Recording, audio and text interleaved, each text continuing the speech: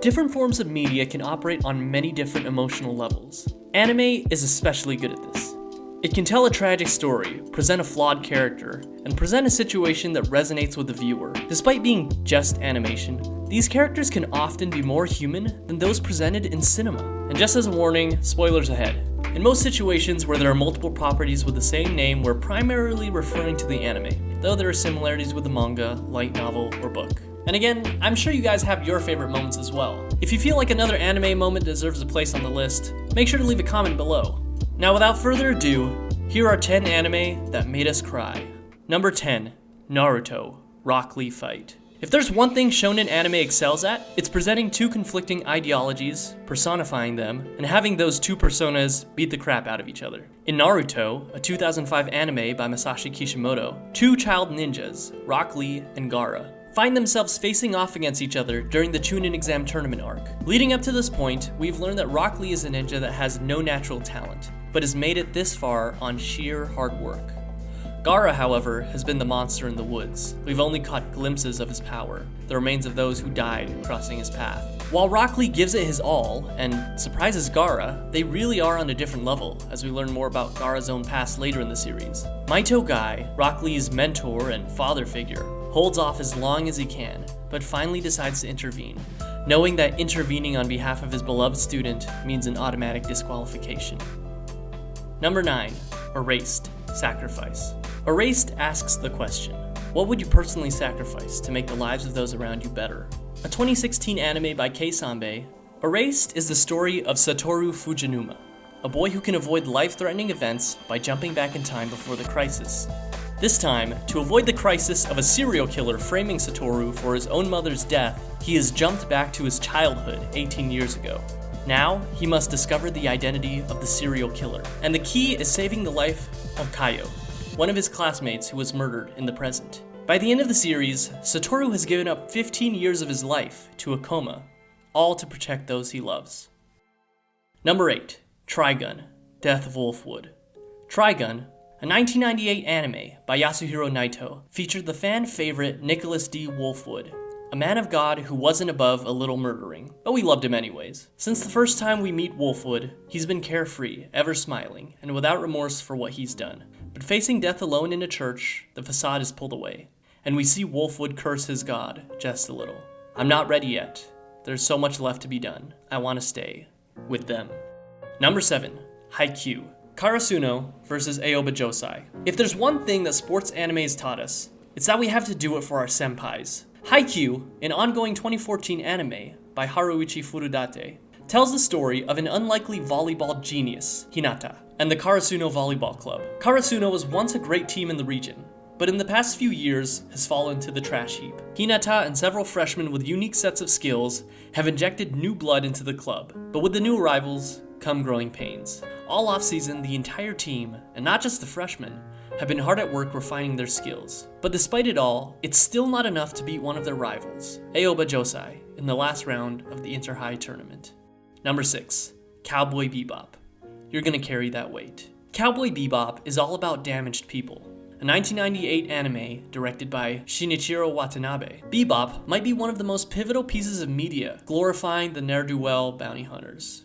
You're welcome, Firefly. While Cowboy Bebop is a fun and wild ride, assembling a cast of misfits from damaged and varied backgrounds, it's a tragedy when those misfits are slowly dragged apart by the ghosts of their past. Jet is left alone with the Bebop, but with no companions. Faye is left with memories of her past, but no home. And Spike is left to literally fight the ghost of his past alone. Though it would be nice to imagine our favorite mercenary crew traversing space and living from bounty to bounty, that's not what we get. Number 5, Evangelion. Asuka and the Eva series prototypes. Neon Genesis Evangelion is a 1994 anime directed by Hideaki Anno, followed by the 1997 OVA End of Evangelion. Evangelion is a lot to unpack. A deconstruction of the mecha anime genre, it often eschews conventional tropes for darker, more existential themes of loneliness and identity. This is primarily done through the exploration of the main cast of characters, the children, who are the only humans able to pilot the monstrous Eva units. The second child, Asuka Langley Soryu, struggles with self-worth. Throughout the journey, she's worried that she has no value outside of being a better pilot than everyone else. Unfortunately, she never comes to terms with this, and instead is asked to be the last line of defense for headquarters. For a few glorious moments, Asuka fights as never before against insurmountable odds. But even as Asuka cuts them down, she realizes that these prototypes can revive themselves, and all she can do is scream in vain as they hack away at her machine, body, and pride. Number 4. Voices of a Distant Star. Text messages. Voices of a Distant Star is a 2002 anime directed by Makoto Shinkai that boasts a simple premise: staying connected through email with the person you love over relativistically increasing distances. What happens as the time between messages moves from moments to hours to months to finally years? And what if the person at the other end of those messages confess their love to you, though space and now relativistic time separate you? Mikako has been traveling near light speed, which puts a 9-year difference between her and her friend Noboru back on Earth. She's only 16 when she finds herself alone and behind enemy lines in another solar system, and Noboru is now 25, heading with a fleet to rescue her. Number 3. Fullmetal Alchemist: The Chimera. Fullmetal Alchemist is a 2003 anime directed by Seiji Mizushima that works on the theme that all magic must have a cost. In a journey to find the Philosopher's Stone, a mythical artifact with limitless alchemic power, brothers Ed and Al meet Sho Tucker, the sewing life alchemist. Professor Tucker needs to be recertified as a state alchemist this year, or else he loses his certification and all the privileges that come with it. Though the Brotherhood version is often hailed as superior, this chilling moment was first depicted on screen in the 2003 anime.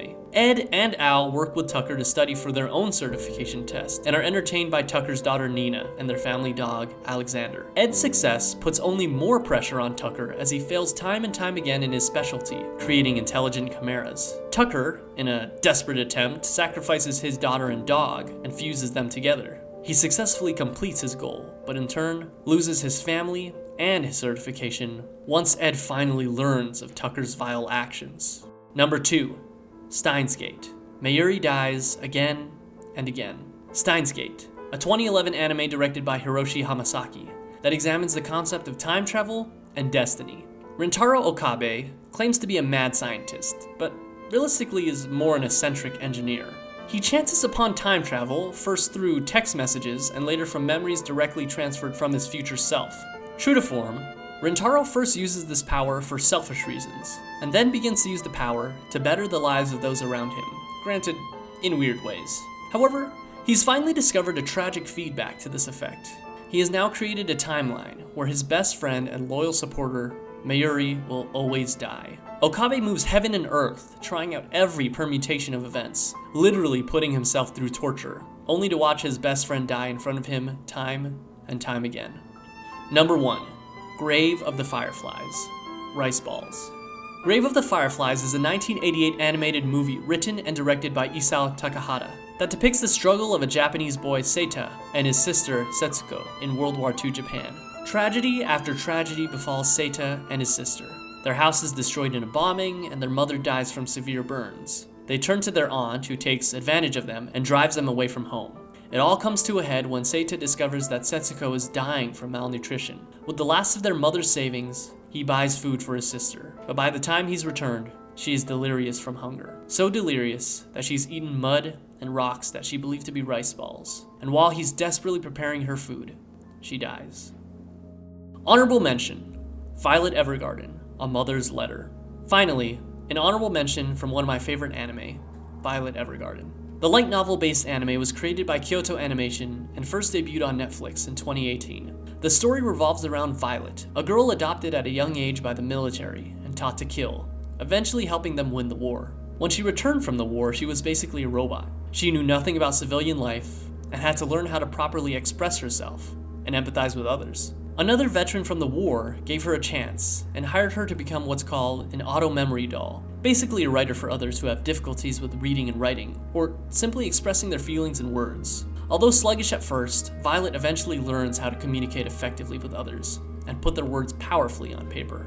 In one episode, she's hired by a sickly mother to write letters for a whole 7 days, but it's not revealed whom they're for. Her 7-year-old daughter, Anne, loves her mother, but is irritated by Violet's presence, who is seemingly stealing all her mother's attention. Anne grows angrier and angrier until eventually Violet leaves. and the mother passes away soon after. At the end of the episode, it's revealed that the letters were for Anne all along, as they would be delivered to her every year on her birthday for the next 50 years. You see, every now and then you find a piece of media that outgrows its own medium.